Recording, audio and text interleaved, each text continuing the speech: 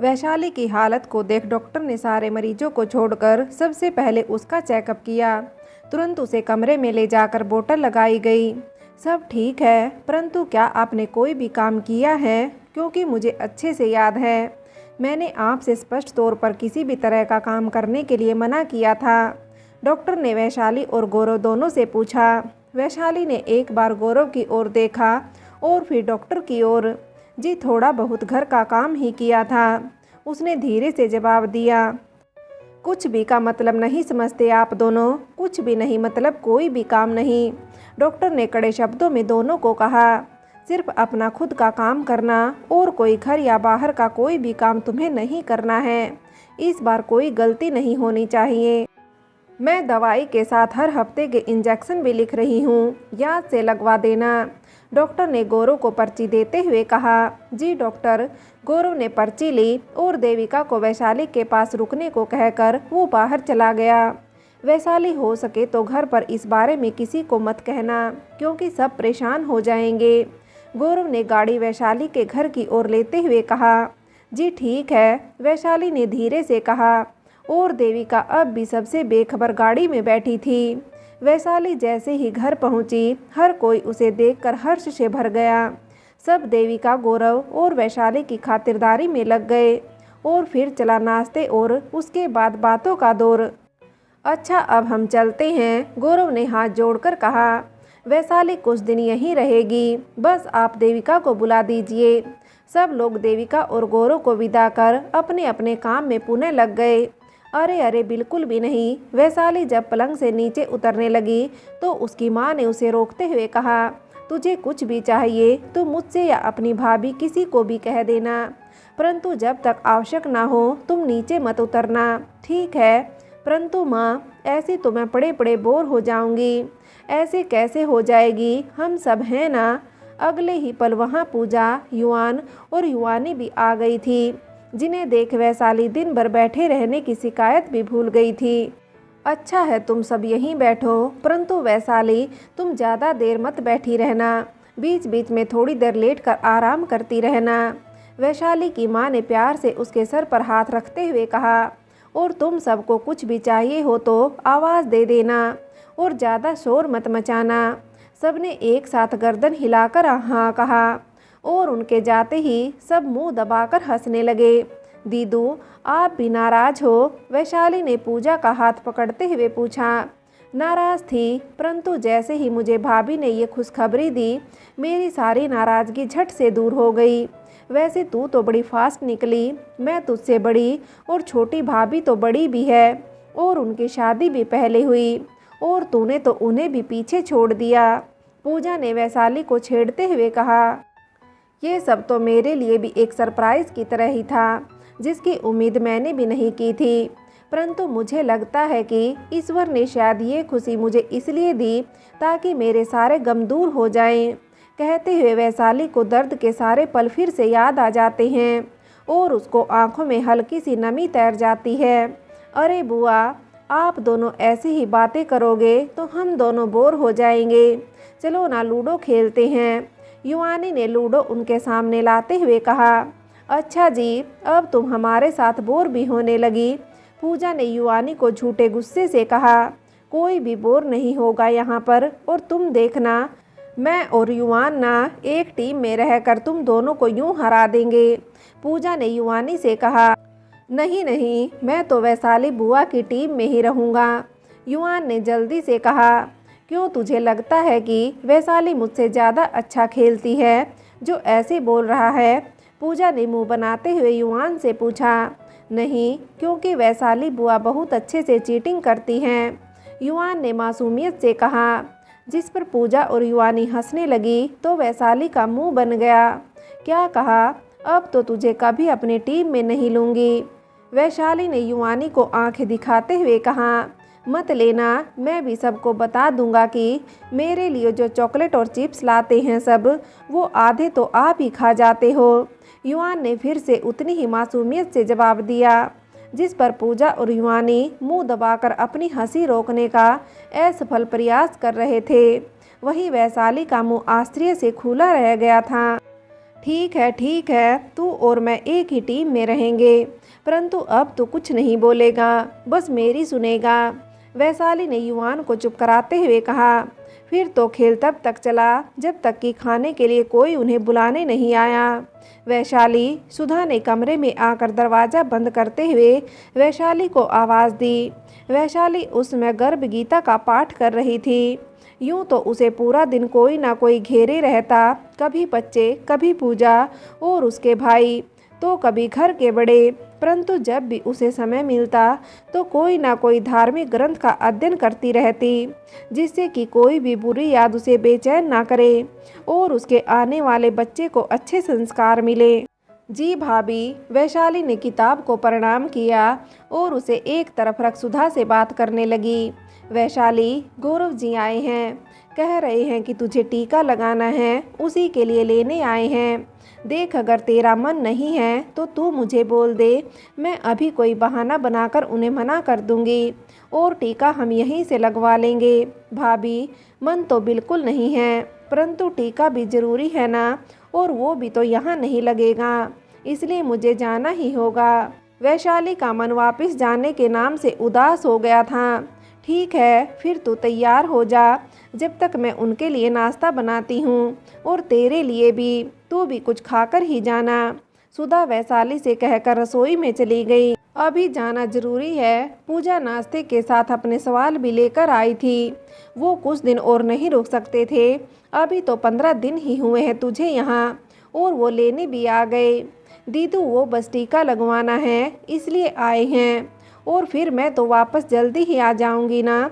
चलो अब गुस्सा छोड़ो, नहीं तो आपका ये फूला मुंह देखकर नाश्ता नहीं होगा मुझसे। वैशाली ने कहा तो पूजा को ना चाहते हुए भी हंसना पड़ा। वैशाली, सॉरी, मुझे पता है अब तक तुम्हें बहुत तकलीफ हुई, परंतु अब मैं पूरा प्रयास करूँगा कि तुम्हें कोई भी तकलीफ ना हो।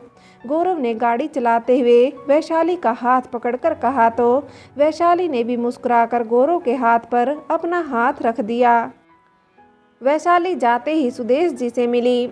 उन्होंने पहले तो उसे घर पर सबकी कुशलक्षेम पूछी, उसके बाद खाने में क्या बनाना है बताकर जाने लगी।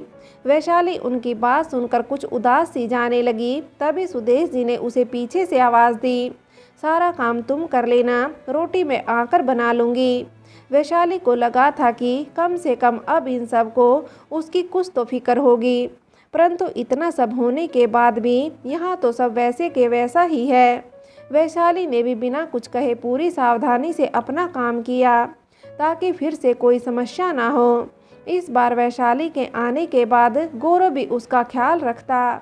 वो प्रतिदिन उसने खाना खाया है या नहीं, या वो दवाई समय से ले रही है या नहीं, ये सब पूछता।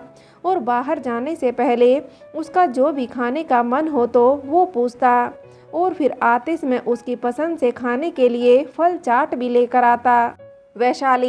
वैशाली सुबह रसोई में काम कर रही थी, तभी गौरव वहां आ जाता है। ये सब छोड़ो, ये काम देविका कर लेगी, और तुम जाकर तैयार हो जाओ, हमें आज टीका लगवाने भी जाना है। तभी गौरव देविका को बुला लेता है। वैशाली गौरव की बात मानकर कमरे में चली जाती है। देविका, ये काम अब तुम कर लेना, हम दोनों को आज ही जाना होगा। वैसे भी सारे पेपर तैयार करने में ही कितने दिन निकल गए, अब और लेट नहीं हो सकते हम। जी भाई, मैं सब कर लूँगी, आप दोनों जाओ, देविका ने काम करते हुए जवाब दिया। गौरव और वैशाली जब टीका लगवाकर वापस आए तो गर्मी और कमजोरी के कारण वैशाली को चक्कर आने लगे, इसलिए वो बिना किसी को कुछ कहे अपने कमरे में आकर सो गई। तभी गौरव वहां आया। वैशाली, माँ तुम्हें बुला रही है। वैशाली का मन तो नहीं था, परंतु उसके ना जाने का सुदेश जी कहीं कोई और मतलब ना निकाल ले, इसलिए वो चली जाती है। आ गई तुम, सुदेश जी ने बिना उसकी तरफ देखे ही कहा। वो उस समय गेहूं साफ कर रही थी। उस कमरे में एक टोकरे में प्याज रखे हैं, तो उसे बाहर लेकर आओ, उसमें से जो खराब हो गए उन्हें अलग निकाल, जो सही हैं उन्हें जरा बाहर धूप में रख दो। वो मैं थोड़ी देर बाद। अभी वैशाली की बात भी पूरी नहीं हो पाई कि सुदेश जी फिर से बोल पड़ी। बस यही आदत खराब है तुम्हारी। सारा दिन फ़ोन लेकर अपने कमरे में पड़ी रहती हो और कोई काम कहते ही होता नहीं तुमसे। आज करो या कल काम तो करना ही है ना। और एक हम जो सारा काम कर लेते थे, और एक तुम जिसे इतना सा काम देखकर भी आलस आने लगता है। वैशाली को सुदेश जी के शब्द तीर की तरह चुभ रहे थे, फिर भी वो उन्हें जवाब नहीं देना चाहती थी। उनके शब्दों से उसके दिल में दर्द ही नहीं हुआ, बल्कि उसे बहुत अधिक क्रोध भी आ रहा था, क्योंकि वो स्वयं एक औरत होकर भी उसकी इस स्थिति को समझने का प्रयास नहीं कर रही थी। भावनाओं के इस वेग में वैशाली ने कब उस टोकरे को उठाया और कब काम समाप्त किया, उसे स्वयं पता नहीं चला। हाँ, इस सब के बीच उसे चक्कर निरंतर आते रहे। क्या आपको पता था कि माँ ने मुझे किस काम के लिए बुलाया था? कमरे में आते ही वैशाली ने गौरव से सवाल किया। हाँ पता था। क्यों, क्या हुआ? गौरव ने सहज भाव से कहा। तो आपने उनसे कुछ कहा क्यों नहीं? मुझे इतने चक्कर आ रहे थे, इसलिए मैं सो गई थी, और आपने बिना कुछ पूछे सीधा बाहर जाने को कह दिया। तुम तो प्रतिदिन सोती हो, इसलिए मुझे लगा आज भी ऐसे ही सो गई होगी। गौरव ने थोड़ा चिड़चिड़ा होते हुए कहा, क्योंकि उसे वैशाली का इस तरह सवाल करना पसंद नहीं आ रहा था, और उसके इस व्यवहार को देख आज पहली बार वैशाली को अत्यधिक गुस्सा आ रहा था। आज तक बात मेरी थी, इसलिए मैं चुपचाप सब सहन करती रही, परंतु अब मेरे साथ मेरा बच्चा भी जुड़ा है, और अगर आपके इस परिवार के किसी भी सदस्य के दिए किसी भी काम को करने के कारण यदि मेरे बच्चे को कोई भी नुकसान पहुंचा, तो मैं इस घर में कभी भी वापस नहीं आऊंगी, कभी नहीं। आप और इस घर में रहने वाला हर सदस्य दोगला है, जो बाहर लोगों के समक्ष तो परवाह और प्यार का नाटक करते हैं, परंतु असलियत में आप सब में से किसी को भी कोई फर्क नहीं पड़ता, क्योंकि अगर फर्क पड़ता तो आज मुझे इस तरह का काम करने के लिए नहीं कहा जाता। आप सब झूठे हो यहाँ। कहते कहते वैशाली वहीं बैठकर रोने लगी। अचानक गौरव की तेज व क्रोधित आवाज़ को सुनकर उसका ध्यान बाहर की ओर जाता है। माँ कहाँ हैं आप? गौरव गुस्से में आकर आवाज़ दे रहा था। क्या हुआ? सुदेश जी घबराई सी भागकर आती है। क्या हुआ? तुम इतने क्रोध में क्यों लग रहे हो? माँ, आगे से आपको वैशाली को जो काम बोलना हो वो खुद से बोल देना। कम से कम मुझे इतनी बातें तो नहीं सुननी पड़ेंगी। आपने उसे वजन उठाने को कह दिया तो उस बात पर उसने मुझे कितना कुछ सुना दिया। अरे तो इतना भी कितना वजन था? 3-4 किलो कुल होगा। मुझे पता होता कि इतनी सी बात पर वो तमाशा करेगी, तो मैं उसे कहने से अच्छा वो काम मैं ही कर लेती। सुदेश जी ने गहरा दुख और अफसोस दिखाते हुए कहा, जो कि असल में कभी था ही नहीं। माँ, ठीक ही तो कह रहे हैं भाई। देविका ने भी अपनी माँ का साथ देते हुए कहा, कितनी औरतें तो इससे भी ज़्यादा वजन उठा लेती हैं, और ये तो फिर कुछ भी नहीं था। फिर उसने सुदेश जी से कहा, माँ, आपको क्या करना वो कुछ करे या नहीं, या सारा दिन सोती रहे, परंतु आप उनसे कुछ मत कहो। इस तरह के तमाशे से अच्छा तो सारा काम खुद से कर लेना सही होगा। आज वैशाली को इस घर में अपने अकेले होने का एहसास हो रहा था। आज सब एक तरफ थे और वो अकेली। उसका साथ देने वाला, उसे समझने वाला कोई नहीं था। वैशाली का अंतर्मन चीख चीख कर रोने को कह रहा था, परंतु वो इन सब के सामने रोकर खुद को कमज़ोर साबित नहीं करना चाहती थी, और फिर वो रो भी लेती तो सबको उसके आंसू भी नाटक ही लगते। इसलिए उसने अपने कपड़े लिए और नहाने के बहाने बाथरूम में चली गई। पानी में अपने आंसू छुपाने की कोशिश करने लगी। वैशाली को सबसे अधिक दुख गौरव की बातों से हुआ था।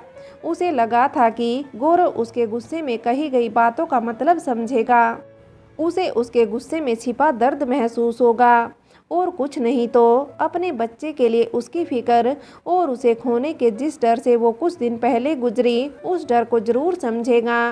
परंतु गौरव ने जो किया वो वैशाली के लिए बिल्कुल अप्रत्याशित था।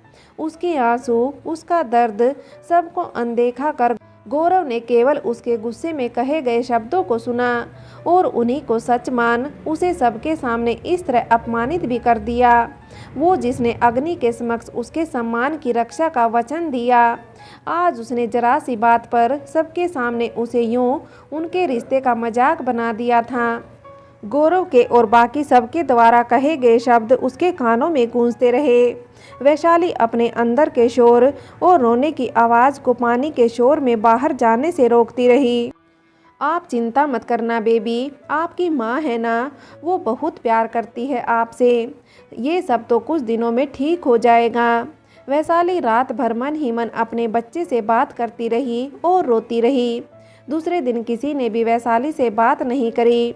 अपनों के द्वारा अवहेलना करना क्रोध को जन्म देता है।